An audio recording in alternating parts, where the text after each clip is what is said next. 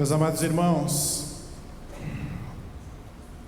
hoje nós temos o privilégio de encerrarmos esta série de mensagens que se chama A Anatomia da Esperança. Nós vamos hoje refletir especificadamente sobre o tema Vivendo em Esperança. Eu quero convidar você a fazer a leitura junto comigo do texto de Apocalipse 21, versos 1 a 6, ele está projetado e você pode também abrir a sua Bíblia. Vamos fazer a leitura da seguinte forma: os textos que estão em preto eu lerei, os que estão em vermelho a igreja lerá. Vamos ler então? Começa assim, Apocalipse 21, verso de 1 a 6. Vi um novo céu e uma nova terra, pois o primeiro céu e a primeira terra passaram, e o mar já não existe.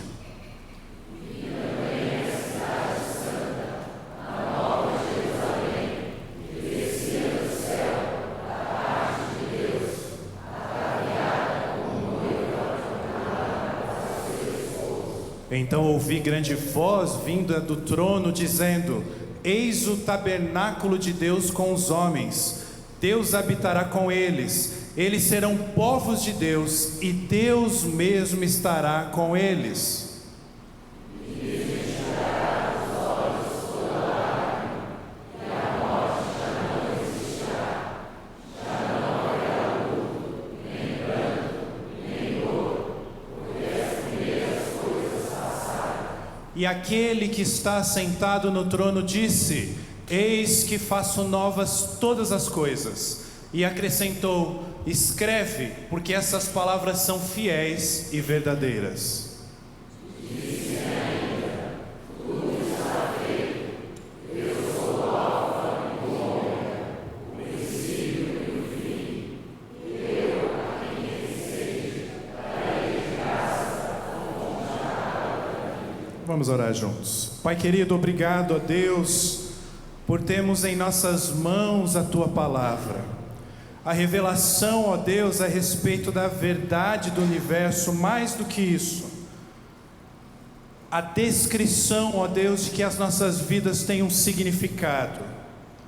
Por isso, ó Deus, ao abrirmos este livro sagrado nessa noite, ao encerrarmos esta série, queremos, ó Deus, sermos tremendamente transformados, impactados pelo Teu poder, ó Pai.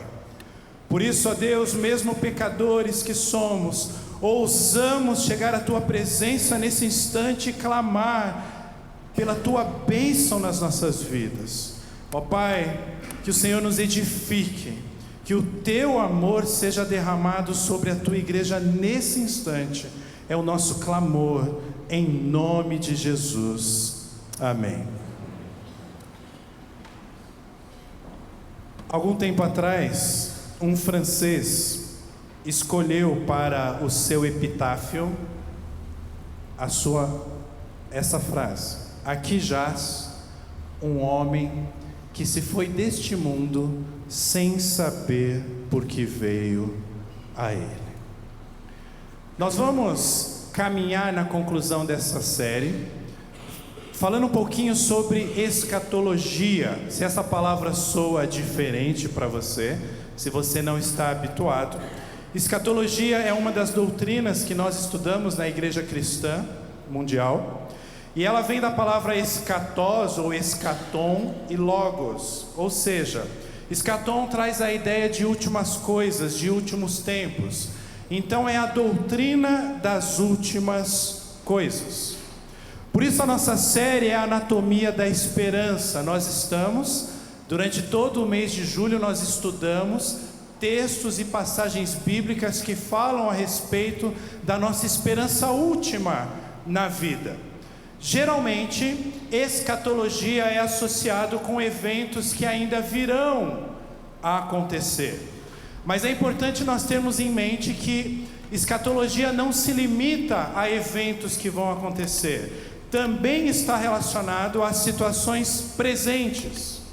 Então, quando nós falamos de escatologia, nós estamos ao mesmo tempo apontando para o futuro, mas estamos olhando para a palavra de Deus, certo de que nós estamos também falando dessa fase atual do reino de Deus. E meus amados irmãos, nós encontramos escatologia em toda a Bíblia. Existem alguns escritos de literatura apocalíptica, eles são mais específicos. Por exemplo, no Antigo Testamento, o livro de Daniel, e no Novo Testamento, o livro que está aberto diante de nós, Apocalipse.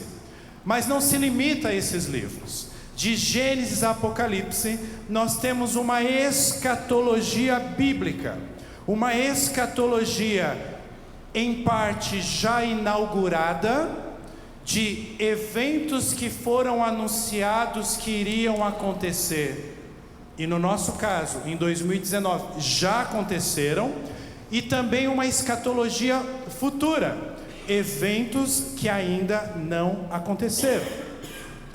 O texto que nós lemos de forma específica fala de coisas que já se iniciaram, mas ao mesmo tempo ainda não foram completas. Nós estamos em um processo. O que nós acabamos de ler vai acontecer de forma plena, mas já se deu início. Nós vamos ver em mais detalhes a respeito disso. O que eu quero que você entenda logo de início é que a esperança, o tema dessa série que concluímos hoje, é uma das mais fortes características da proclamação cristã. Não existe anúncio do Evangelho sem esperança. E nós encontramos este tema em toda a Bíblia. Quando você vive sem esperança, você planeja escrever no teu epitáfio uma frase como essa: aqui jaz um homem que foi deste mundo sem saber por que veio. A mensagem da esperança, ela está presente desde o Antigo Testamento. Como eu disse, lá há um termo mais específico, nós ainda chamamos de profecia, e existem alguns homens que foram chamados especificadamente para isso, que nós chamamos de profetas. Quando um profeta anunciava uma profecia, a sua profecia poderia ter uma interpretação tanto para um acontecimento histórico recente, próximo temporalmente do momento da vida desse profeta, como poderia também apontar para um evento futuro, muito futuro, como a primeira vinda de Cristo, ou até a segunda vinda de Cristo. Existem até mesmo algumas profecias que na teologia nós chamamos de perspectiva profética. No bom português seria como uma profecia 3 em 1. O profeta, ele teve uma revelação, ele nos contou essa revelação, e essa revelação ao mesmo tempo apontou para um acontecimento histórico da vida do povo naquela época, e ao mesmo tempo apontava para a primeira vinda de Cristo, e ao mesmo tempo aponta para a sua segunda vinda que nós aguardamos. Deixa eu só dar um exemplo do que eu estou falando para você. Por exemplo, quando nós encontramos no Antigo Testamento expressões como dia do Senhor, ou se referindo ao mesmo evento, naqueles dias, ou nos últimos dias, ou ainda nos dias vindouros, apontava para uma destruição repentina, algo que ia acontecer com o povo de Israel naquele contexto, mas ao mesmo tempo essa profecia aponta para o dia do juízo. É uma profecia escatológica, apontava para a redenção. Só para eu citar alguns nomes: Isaías, Amós e Sofonias, por exemplo, eles tratam o dia do Senhor, para eles é como um juízo para Israel. A ira de Deus se levanta contra Israel. Já quando nós encontramos Joel e Malaquias citando o dia do Senhor, aponta para a salvação. O que nós concluímos quando nós olhamos textos escatológicos como este? Será um dia de juízo e ira para alguns, e será um dia de bênçãos e salvação para outros. E eu só estou afirmando isso para você, para deixar bem claro que o que os profetas criam, em geral, era numa mensagem de esperança. A ideia de que o propósito eterno de Deus, desde a criação, é que homens e mulheres tenham intimidade com Ele, tenham um relacionamento sincero, um relacionamento de obediência. Mas vamos ao nosso texto. Aqui nós temos uma profecia, sim, e é uma profecia para nós, no tempo presente, que aponta para coisas que vão acontecer num futuro que nós não sabemos exatamente quando. Mas eu quero que você entenda nessa noite que, ao mesmo tempo que essa profecia aponta para um evento que vai acontecer, ela traz implicações e aplicações práticas para as nossas vidas hoje. Ela está relacionada com o nosso viver diário. Se vocês olharem para o texto começa com um novo céu, nova terra. Podemos deduzir também de um novo mar, porque fala que o mar não existe mais como nós conhecemos. O texto aponta para coisas novas.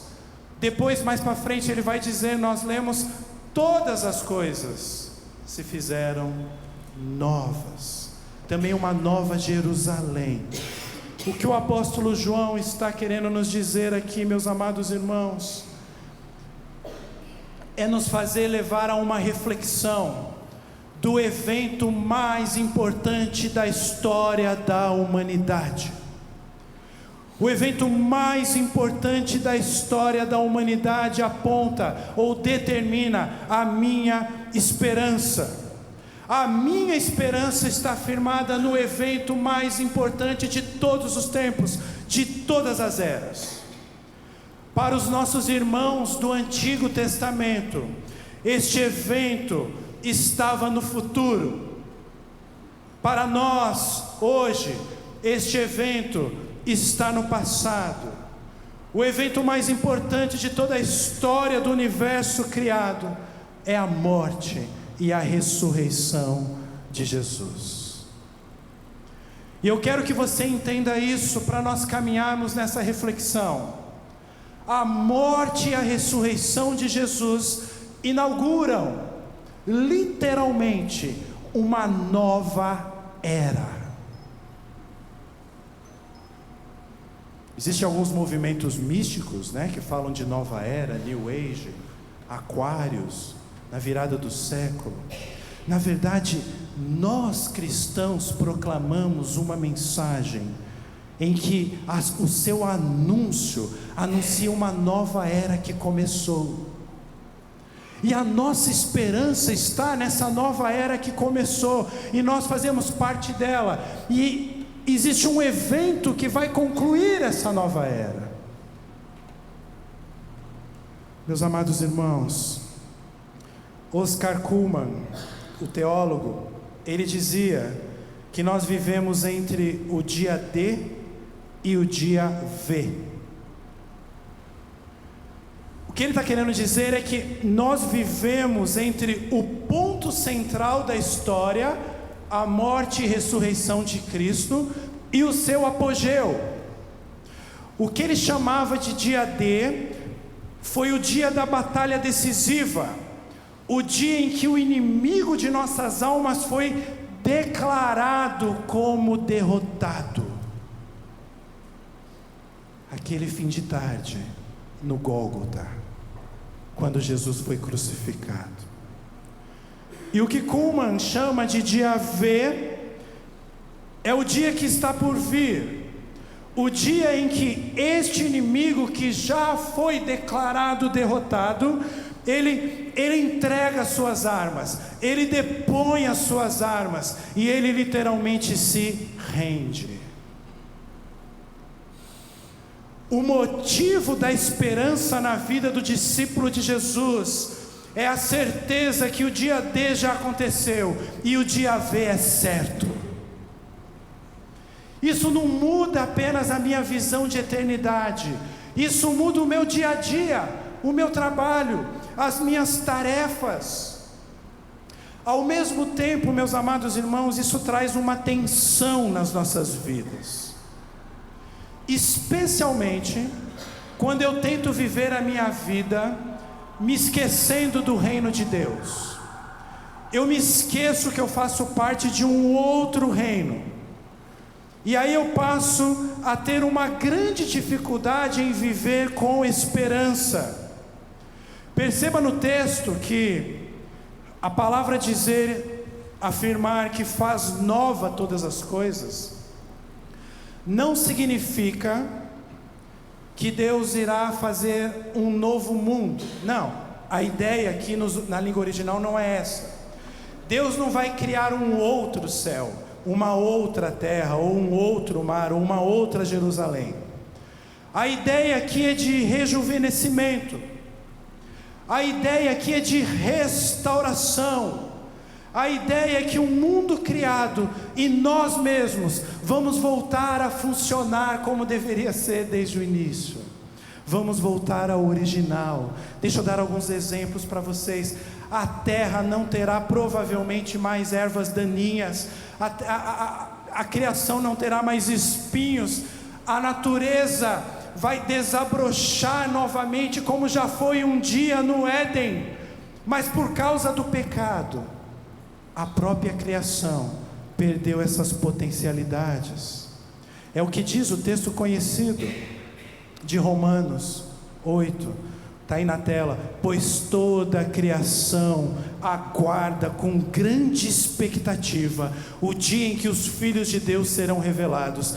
Toda a criação, não por vontade própria, foi submetida por Deus a uma existência fútil, na esperança de que, com os filhos de Deus, conosco, a criação seja gloriosamente liberta da decadência que a escraviza, pois sabemos que até agora toda a criação geme como dores de parto. O nosso texto fala do mar. A ideia ali da profecia é de que o mar não será mais como nós conhecemos, porque hoje o mar é sinal, é real e é sinal de inquietude. O mar é sinal de conflito. No próprio livro de Apocalipse, que é um livro, como é típico de uma literatura apocalíptica, cheia de símbolos, o próprio livro nos apresenta as ondas furiosas do mar como símbolos das nações em Apocalipse. E essas nações sempre estão em conflito, como o mar está em conflito. Essas nações estão inquietas, como o mar é inquieto. Aliás, Apocalipse diz que a própria besta, ela emerge do mar. Ela emergirá das nações. Mas o que nós precisamos nos lembrar é que a nossa esperança está no universo renovado por Deus. E nesse universo renovado, tudo será paz. Como Jesus, literalmente, quando estava diante do mar agitado, ele vira para aquele mar e diz, e dá a seguinte ordem: sossegai. Essa é a nossa esperança futura, que traz consequências para o nosso dia a dia. Sabe por quê, meus amados irmãos? Porque essa nova era, ela já foi inaugurada. Nós estamos inseridos nela. Por exemplo, quando você lê Paulo em Romanos 12, dizendo: não vos conformeis com esse século, mas transformai-vos pela renovação da vossa mente. Quando ele usa ali, não se conforme com este mundo, com este século, a palavra ali no original traz essa ideia de era. Não se conforme, porque nós estamos numa nova era. Quando Paulo traz a ideia de carne e espírito, a luta da carne, a luta do espírito, a luta do velho homem, a luta do novo homem, ele não está falando de estados emocionais nossos, não. não é um contraste psicológico. Ele está falando de um novo tempo, de uma nova era. O velho homem vivia um tempo em que ele era escravo do pecado, mas o novo homem vive uma nova era, um novo tempo em que ele está literalmente liberto dessa escravidão do pecado. E é aqui que está o ponto mais importante da nossa reflexão. Meus amados irmãos, se nós vivemos uma era de esperança, não faz sentido viver como se nós não tivéssemos esperança. Ah, pastor, eu tenho vivido tão sem esperança. Não faz sentido. Meus amados irmãos, a nossa esperança está em um Deus que nos chama. A nossa esperança não está em algo que eu fiz, que eu faço ou que eu possa fazer. A imagem bíblica que aparece aqui no texto é de Jerusalém. E Jerusalém é a imagem da igreja. E a palavra apresenta aqui dizendo que há uma nova Jerusalém. A igreja está falando de nós, a igreja somos nós. Vamos ler: vi também a cidade santa, a nova Jerusalém que descia do céu da parte de Deus. E aí vem a figura bíblica da igreja como a noiva, ataviada como noiva, adornada para o seu esposo. Então ouvi uma grande voz vinda do trono, dizendo: eis o tabernáculo de Deus com os homens, Deus habitará com eles, eles serão povos de Deus, e Deus mesmo estará com eles.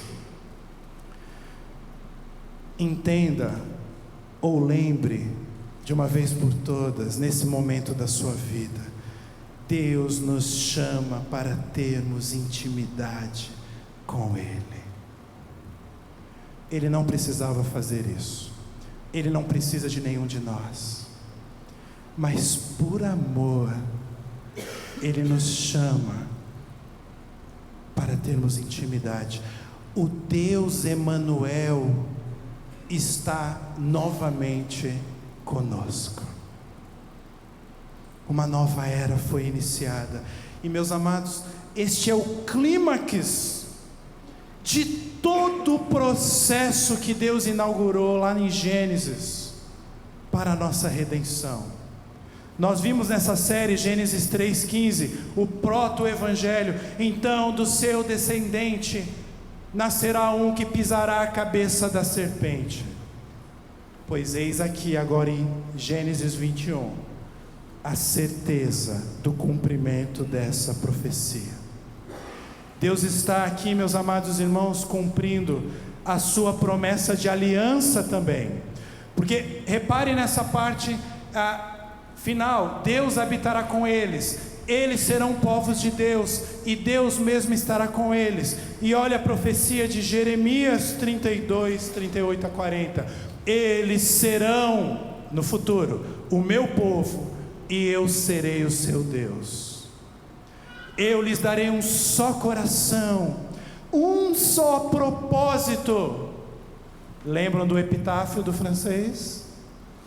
Eu vou dar a estes que fazem parte da Nova Jerusalém um novo coração. Eu darei um propósito. Eles vão adorar-me para sempre, para o seu próprio bem e para o bem de seus descendentes. E ainda mais, estabelecerei com eles uma aliança permanente. Jamais deixarei de lhes fazer o bem. Eu porei em seu coração o desejo de me adorar, e eles nunca se afastarão de mim. Nós podemos já experimentar hoje essa experiência, e é isso que nos faz viver em esperança. Deixa eu dar uma ilustração. A ilustração não é minha. John Mars, citado por Anthony Huckman, ele dá essa ilustração. ele conta um fato histórico real para ilustrar. A situação é mais ou menos a seguinte: Hitler ocupou a Noruega em 1945.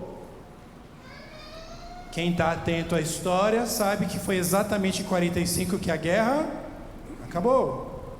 E a Noruega foi invadida em 45. E aí ele conta uma suposição, né? Imagine alguma aldeia lá do norte da Noruega que não sabia da derrota nazista. Eles não sabiam. Então aqueles habitantes, eles viviam sobre o velho tempo do nazismo, sem saber que uma nova era havia começado para o povo norueguês.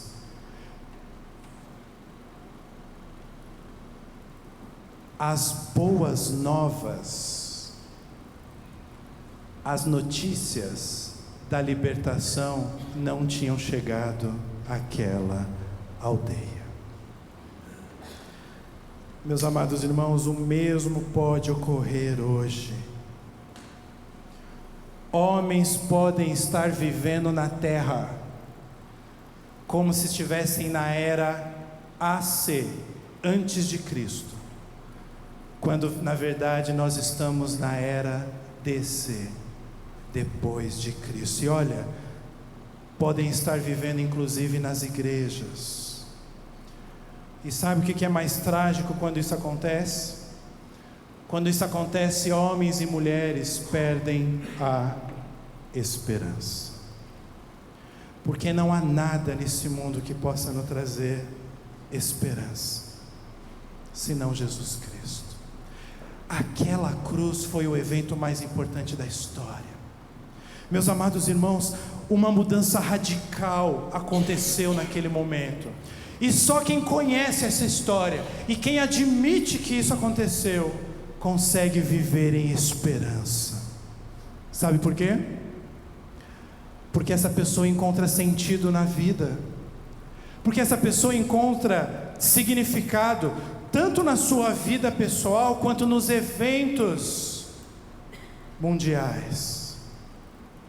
E o que Apocalipse 21 está nos dizendo é que Deus vai renovar todo o cosmos, todo o universo. Por isso hoje, quando eu leio as manchetes, quando eu ouço as notícias, quando eu tenho acesso às informações do que está acontecendo ao meu redor, eu devo crer que há um Deus na história e que está no controle dessa história, que Ele é o Deus da esperança, como diz Romanos 15, que nós estudamos nessa série, e que esse Deus da esperança, esse Deus que controla a história do mundo e da minha vida, Ele está no controle de tudo, e Ele está conduzindo a minha vida para um alvo, para um objetivo. Quer saber qual é o alvo de Deus? Nós já lemos. E lhes enxugará dos olhos toda lágrima. A morte já não existirá. O luto também não vai existir.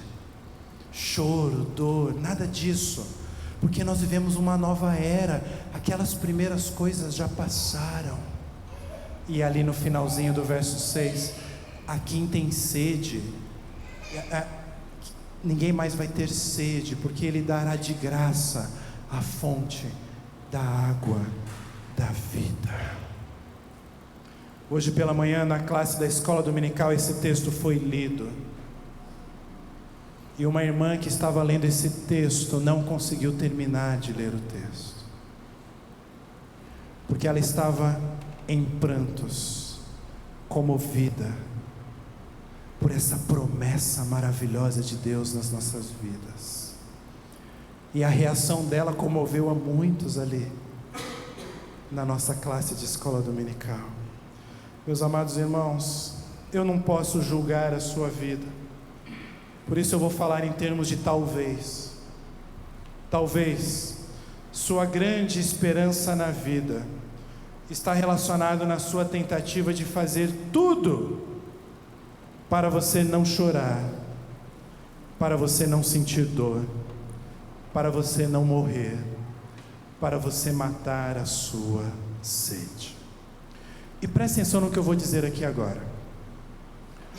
Você vai eleger alguma coisa que será o alvo para você atingir este objetivo. Eu não quero sofrer, eu não quero chorar, eu não quero sentir dor. Então, qual é a solução? Você vai ter uma solução na sua mente, no seu coração. Por exemplo, você pode achar que o dinheiro é um caminho para você se livrar dessas coisas. Talvez a sua principal esperança na vida, ainda que você não admita isso, é ficar rico. Porque você entende que ficando rico, você viverá uma vida muito mais esperançosa, sem muitos problemas. E é curioso quando nós vemos como Jesus lidava com este assunto. Jesus não chama os seus discípulos para fazer um voto de pobreza, não é isso nas Escrituras.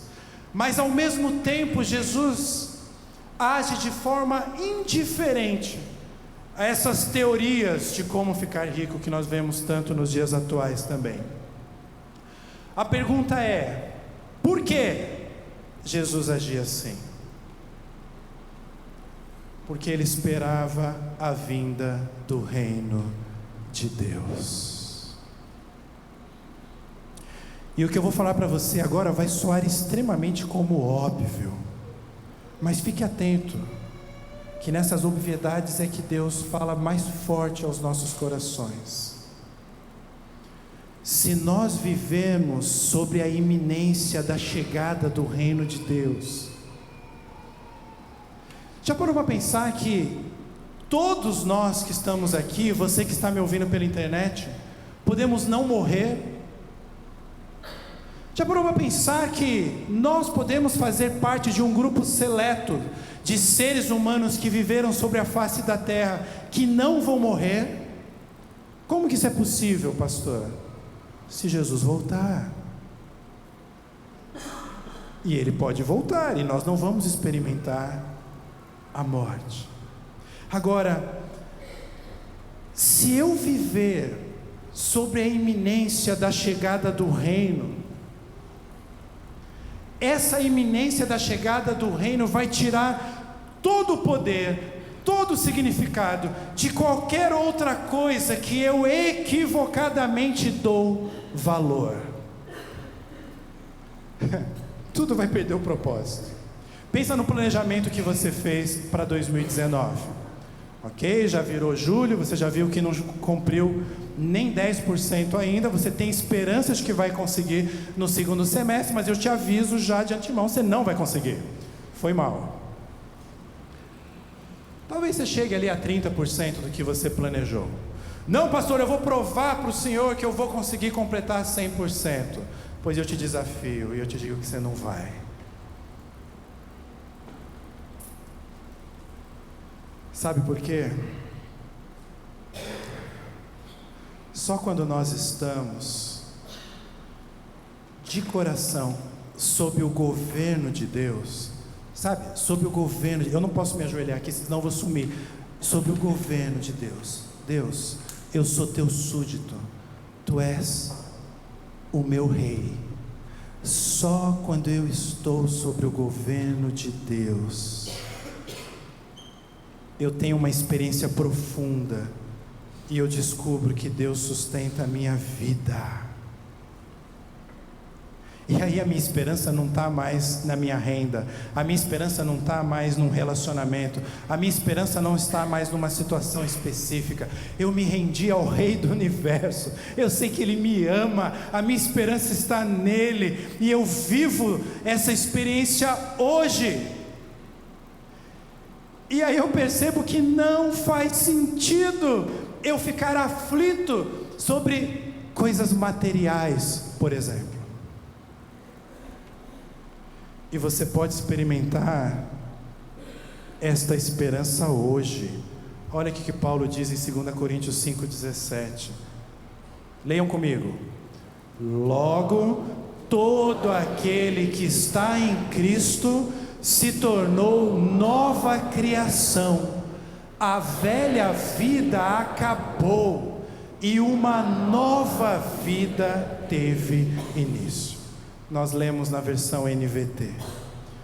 Meus amados irmãos, se isso não for motivo de esperança para a sua vida, escreva o que eu vou dizer. Nada que existe no universo poderá preencher este vazio da esperança no seu coração. Somente Deus pode tornar algo novo. Eu não vou pegar tão pesado como eu peguei no início da série, não, mas só para a gente relembrar algumas coisas. As pessoas podem imaginar que poderão um dia começar uma nova era, tempos áureos, e aí elas pensam assim: não, por meio de uma melhor educação nós vamos iniciar uma nova era, por meio de um melhor ambiente nós vamos iniciar uma nova era, se nós tivermos uma melhor legislação nós vamos atingir um nível da sociedade que nós nunca vimos antes, se nós tivermos uma distribuição de renda mais equitativa dos bens, aí sim nós vamos começar um novo tempo na história do ser humano. Não vão. Isso é utopia. Nem programas econômicos, nem conferências organizacionais, nem as melhores escolas, nada de fato pode trazer uma época áurea para a vida do ser humano. Sabe por quê? Porque envolve coisas espirituais. Nenhum ser humano vai conseguir fazer um novo céu, uma nova terra, uma nova Jerusalém. Somente Deus, por meio do seu Santo Espírito, pode fazer nova todas as coisas, restaurar, reviver, dar significado. Pastor, quando isso vai acontecer será lindo. Não, meu amigo, meu irmão, isso já está acontecendo, e é aí que está a nossa esperança, é isso que nós precisamos entender. Está acontecendo agora, tudo bem, agora está acontecendo em um caráter restrito, um dia isso vai acontecer de forma plena, quando Cristo voltar, mas esse dia pode ser hoje. É nisso que está depositada a minha esperança.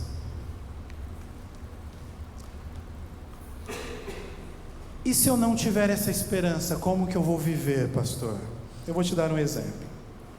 Uma esperança terrena, sem a perspectiva bíblica da esperança, ela é ilusória. Ela é passageira. Eu posso ter uma esperança momentânea, mas ela não persiste.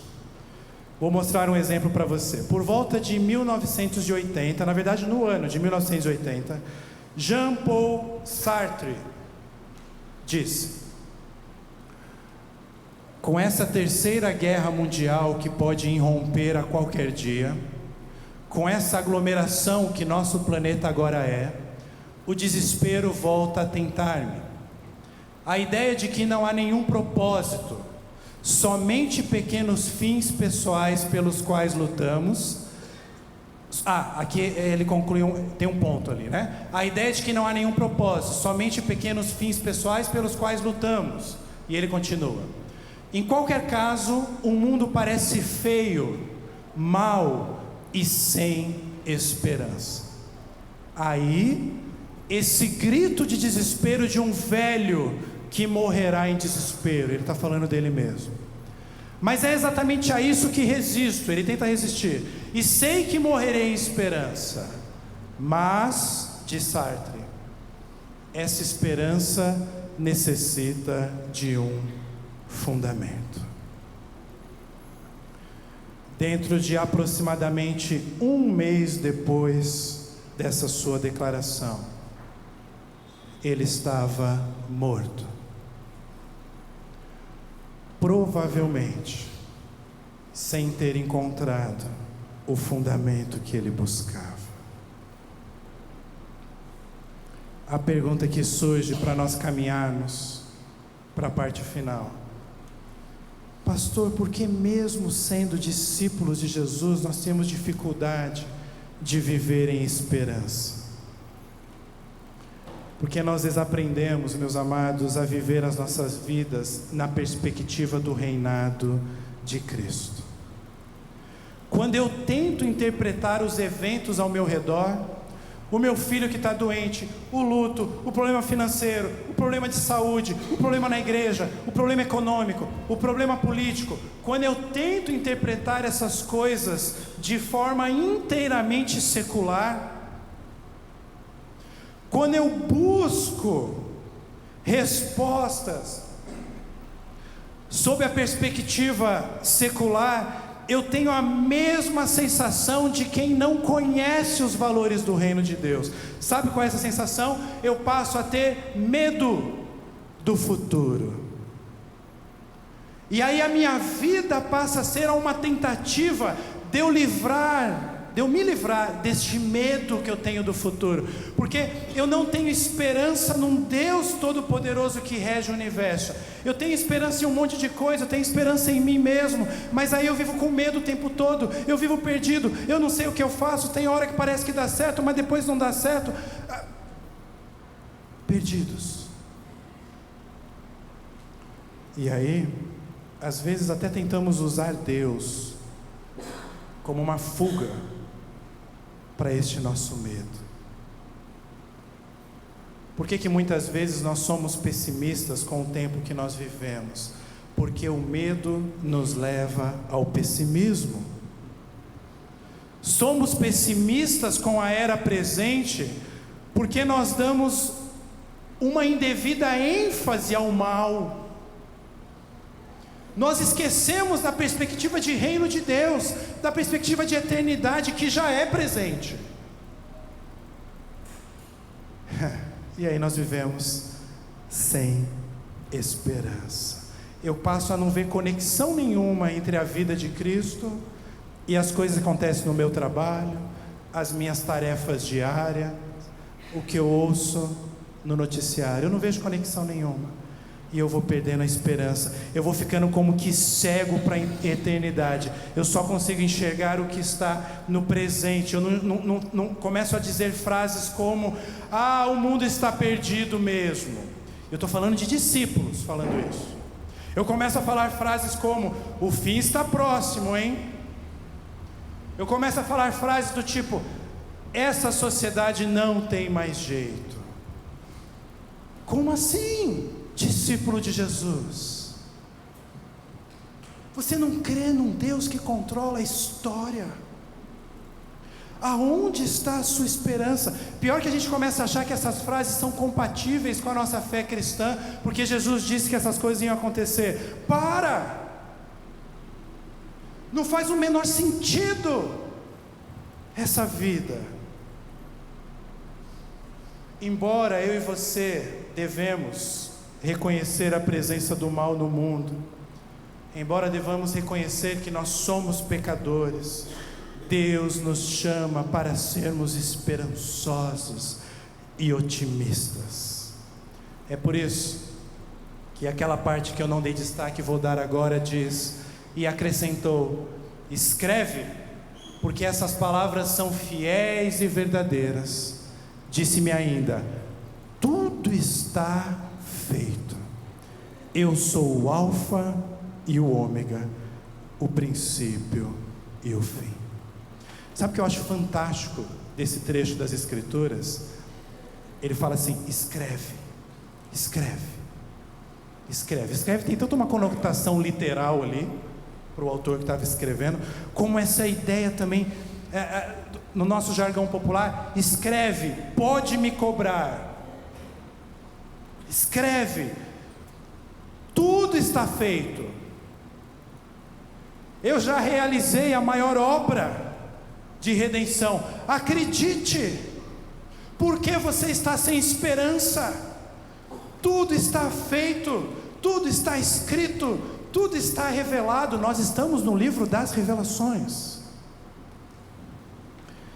Por isso nós temos esperança e somos otimistas, porque nós cremos num Deus que está no trono e que Ele está desenvolvendo todos os propósitos que Ele traçou para a minha vida. Tudo está sendo dirigido para o alvo que Deus determinou desde o princípio. Ele estava lá, Ele é o alfa, Ele estará no fim de tudo, Ele é o ômega. Ah, meus amados irmãos, viver em esperança é estar atento à grande tarefa que o Senhor nos deu. Isso que eu estou fazendo agora, e o que vocês fazem durante a semana, a pregação, o anúncio do Evangelho, a pregação da igreja, entre a ressurreição de Cristo e a volta de Cristo, entre o que já aconteceu e o que vai acontecer, a pregação da igreja dá significado ao plano eterno de Deus, desde o princípio. Por isso que o apóstolo Pedro diz que discípulos devem estar sempre prontos para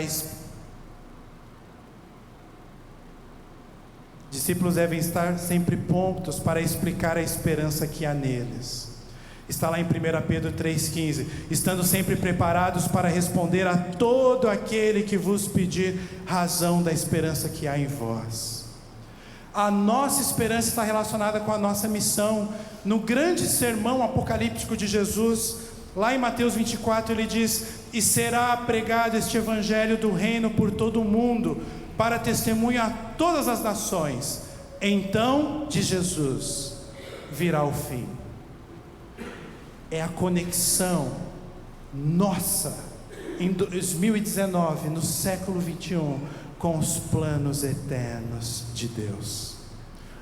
Moltmann diz: a igreja é como uma flecha lançada no mundo, apontando para o futuro. As pessoas não esperam que nós sejamos perfeitos, não, gente, aqui na igreja. O que o mundo procura é essa paz em Deus que nós encontramos. Pior é quando nós encontramos e nós não vivemos de acordo com essa paz. O que eu quero que você entenda nessa noite, eu já estou na conclusão, é que Deus nos chamou para fazermos parte do seu grande plano. Nós estamos inseridos. Isso é uma honra. Servir a Deus é uma honra. A minha vida passa a ter significado. Eu sei por que eu vim ao mundo, e eu passo a viver como um súdito do reino de Deus, vivendo agora, não só no futuro, os valores deste reino. Foi isso, por exemplo,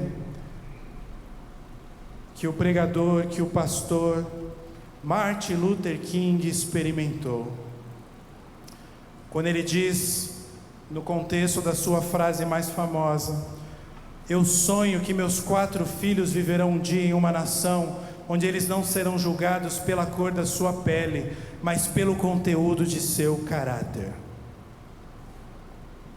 Este sonho, esta esperança do pastor Luther King o levou à ação. E o que eu quero que a gente leve para casa dessa reflexão é que a nossa compreensão da esperança cristã nos leva a trabalhar para transformarmos o mundo. Por um lado, nossa vida cristã hoje, nossa luta contra o pecado, nosso esforço em anunciar o Evangelho, não terá valor apenas neste mundo, mas no tempo vindouro também. Por outro lado, nossa esperança futura é percebida na sociedade hoje. E eu quero terminar mostrando para você um escrito do século II. Nós não sabemos o autor deste escrito. Fica muito claro que ele não era um cristão. E ele escreve uma carta, uma epístola a um homem que chama Diogneto, aproximadamente no ano 150 depois de Cristo. Olha o que este homem diz a respeito de nós. Os cristãos não se distinguem dos outros homens nem por país, nem por língua, nem pelos costumes que observam. Pois eles nem habitam cidades que sejam suas próprias, nem empregam uma forma peculiar de fala, nem levam uma vida marcada por qualquer singularidade. Eles habitam em seus próprios países, mas simplesmente como hóspedes temporários. Como cidadãos, participam de todas as coisas com os demais, mas suportam todas as coisas como estrangeiros. Toda a terra estrangeira é para eles como seu país natal, e cada terra de seu nascimento como um país estranho. Eles estão na carne, mas não vivem segundo a carne. Eles passam os seus dias na terra, mas são cidadãos dos céus. Eles obedecem às leis prescritas e ao mesmo tempo ultrapassam as leis por suas vidas, por meio de suas vidas. Eles amam a todos os homens, mas ao mesmo tempo são perseguidos por todos.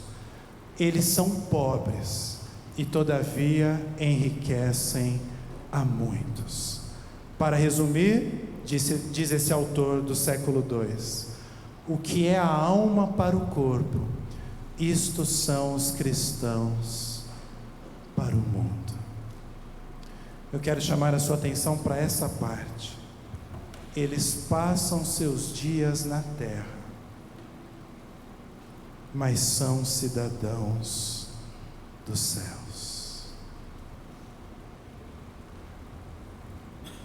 Lamentações 3:21 diz: quero trazer à memória aquilo que me dá esperança. Para nós voltarmos ao foco, para nós vivermos em esperança, nós precisamos fazer isso sempre. Prossiga firme pela fé, vivendo em esperança. Eu convido você a ficar em pé neste momento. Nós vamos cantar uma canção e eu quero que você preste bastante atenção no conteúdo do que você está cantando e coloque a sua vida diante do Senhor.